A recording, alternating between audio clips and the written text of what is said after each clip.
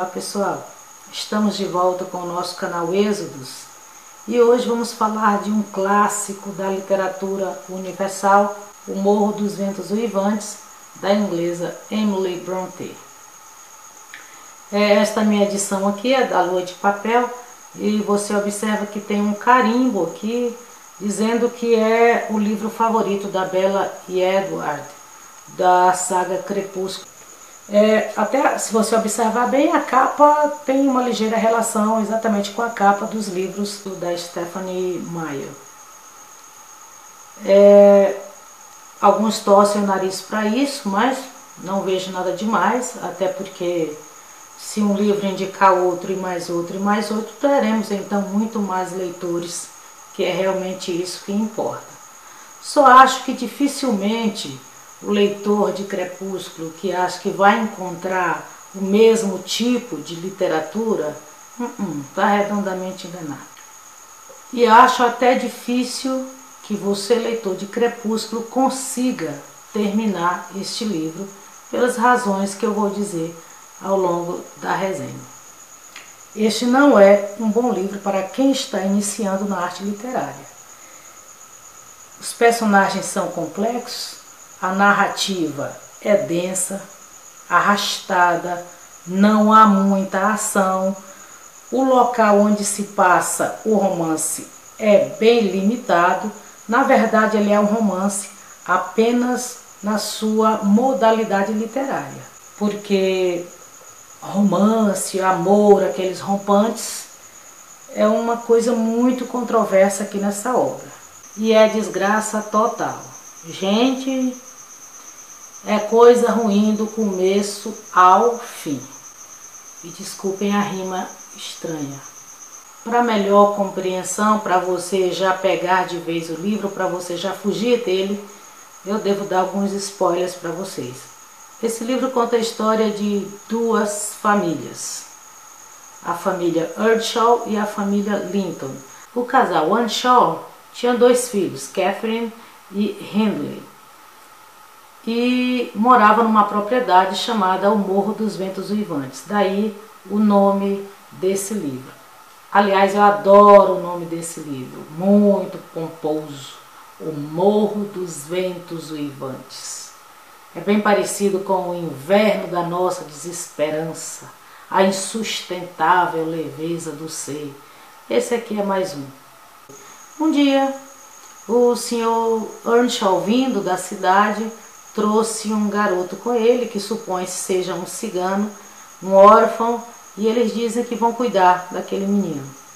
Logo ele passa a dedicar todo o seu carinho, afeto e amor para esse garoto, e o filho, o Hindley, fica totalmente enciumado. Claro, não deveria ser diferente, até eu que sou mais besta, se realmente alguém dedicasse todo o amor, afeto, carinho a uma outra pessoa, e eu acho que todo esse sentimento devia ser para mim, é claro que eu também ia ficar enciumada, zangada, com vontade de bater em alguém. E era exatamente isso que o Hindley fazia. Claro que era repreendido o tempo todo pelo pai, inclusive ganhando até alguns dias de castigo. Já Catherine, ao contrário, acabou desenvolvendo uma amizade muito forte pelo menino, e ele também por ela. Inclusive, os dois diziam que se amavam e que casariam futuramente.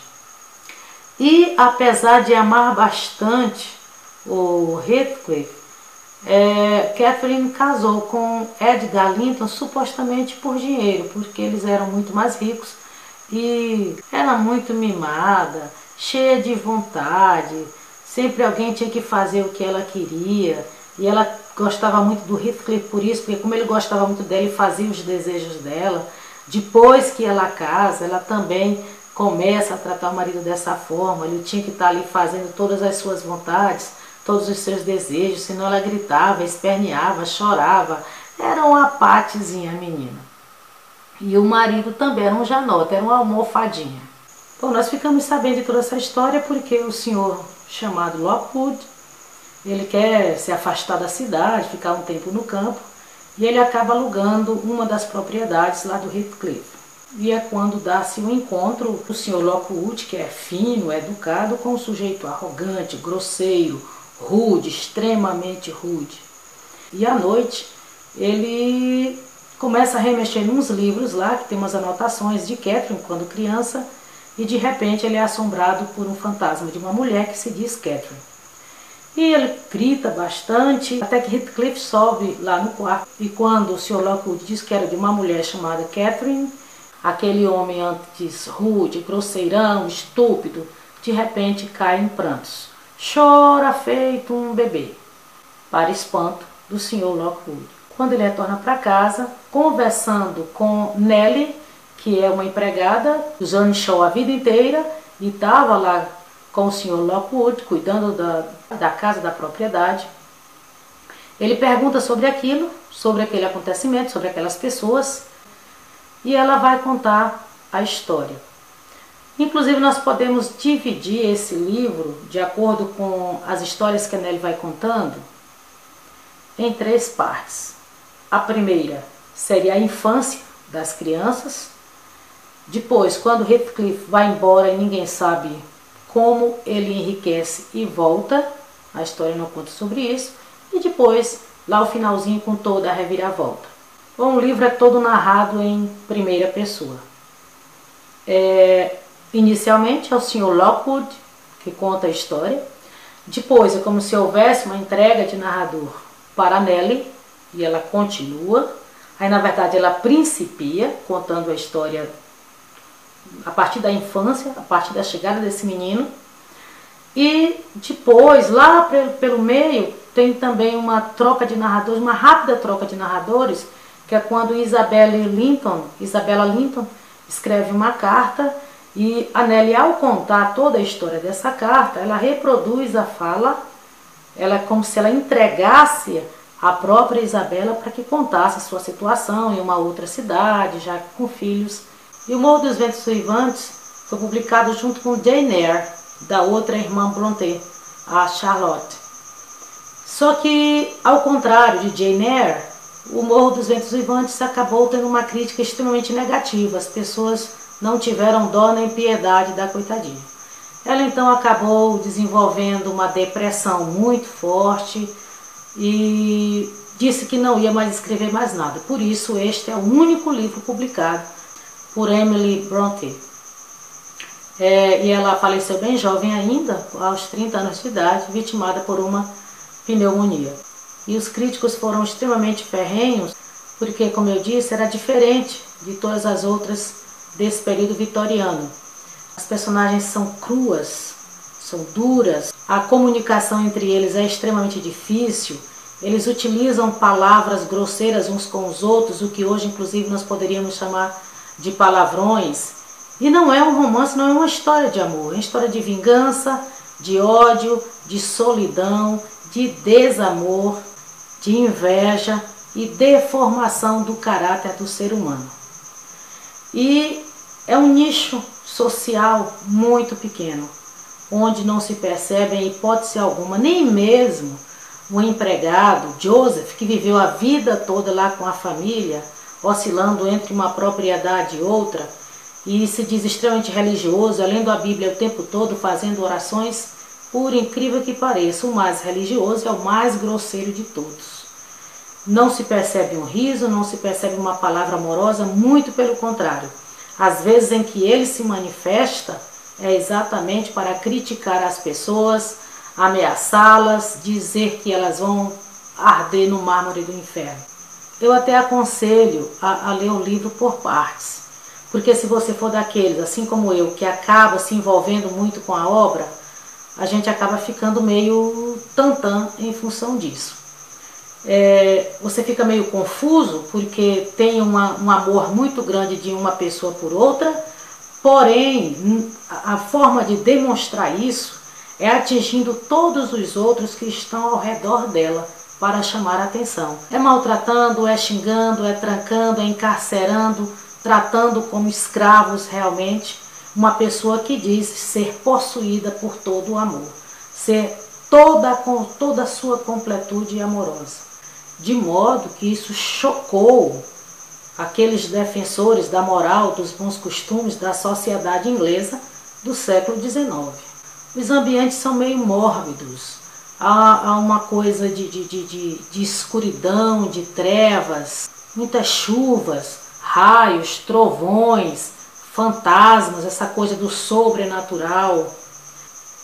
Mas apesar dessa grande sacada que eu havia dito, da história ser narrada em primeira pessoa, nas 3 instâncias narrativas, a história perde um pouco da credibilidade, porque você fica na dúvida se realmente toda essa história, todo esse ódio, esse desenrolar, essa coisa obscura, meio gótica, esse desamor, essa agressividade, realmente aconteceu, ou é um delírio da Nelly que quer tornar a história mais fantástica, a história mais brilhante e por vezes até assustar o inquilino.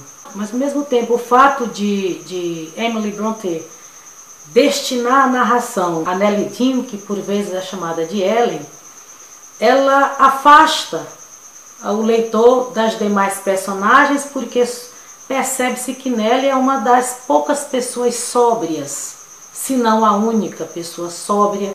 Parece inclusive que a história é narrada em terceira pessoa. É como se fosse uma câmera apenas mostrando os acontecimentos. Alguns leitores que torcem bastante pela historinha de amor de Heathcliff e Catherine podem inclusive dizer que ambos não são completamente ruins, assim também como não são completamente bons. Apesar de que você percebe uma marca aqui, uma outra ali, a autora mostrando que Heathcliff é, na sua essência, um sujeito do mal. Alguém que maltrata o filho, o sobrinho, a esposa, não pode ser realmente alguém do bem. Isso em função de um suposto amor que, claro, ele sabe que não vai se concretizar, porque a mulher amada dele já é casada. Inclusive tem uma filha também. Bom, meninos, digo a vocês que é uma das obras mais intrigantes que eu já li, uma das mais estranhas, ao mesmo tempo é apaixonante, porque você começa a tomar partido na história toda, você se posiciona de uma forma a tentar defender ou acusar ferrenhamente as personagens. Por isso que eu sugiro a leitura de O Morro dos Ventos Uivantes, da Emily Brontë. Excelente livro, curta, divirta-se, chore, xingue, ame, odeie, tenha inveja com esta obra aqui, ok? Então um forte abraço e até o nosso próximo encontro.